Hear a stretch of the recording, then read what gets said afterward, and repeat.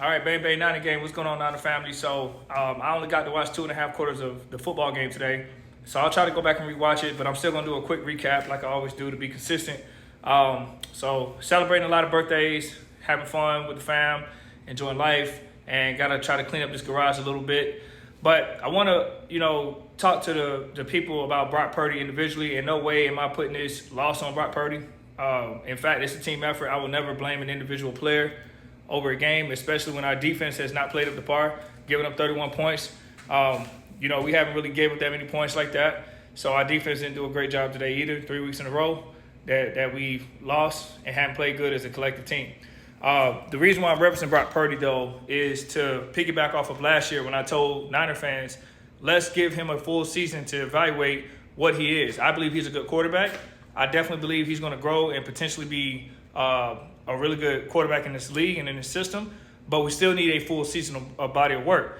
Last year, you had some Niner fans getting so happy because emotionally they were so invested into, him being a last pick of the draft and not having expectations, and they were so happy that he exceeded their expectations, including myself, right?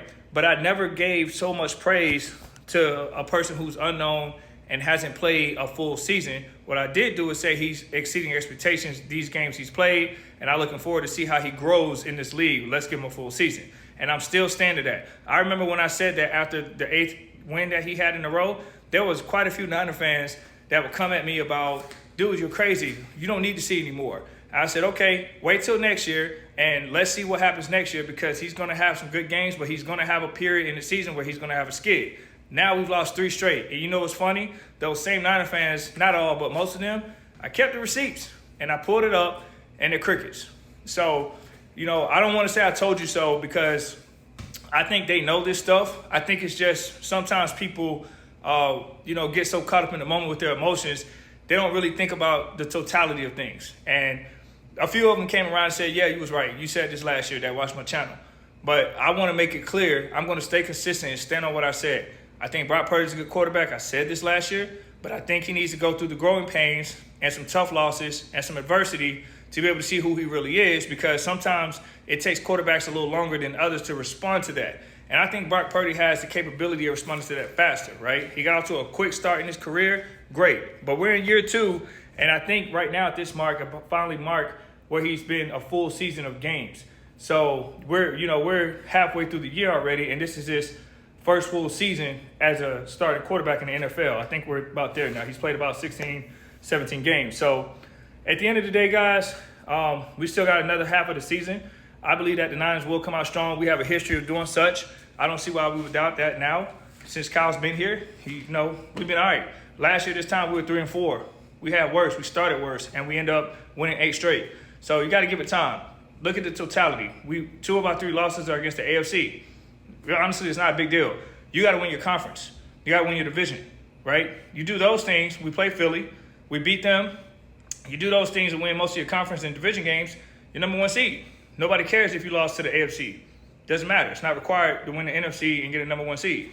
So have the better overall record, you win. Have the head-to-head, you win. Best believe the teams are going to lose again, just like we lost. I mean, the Chiefs lost to the Broncos today. Prime example, right?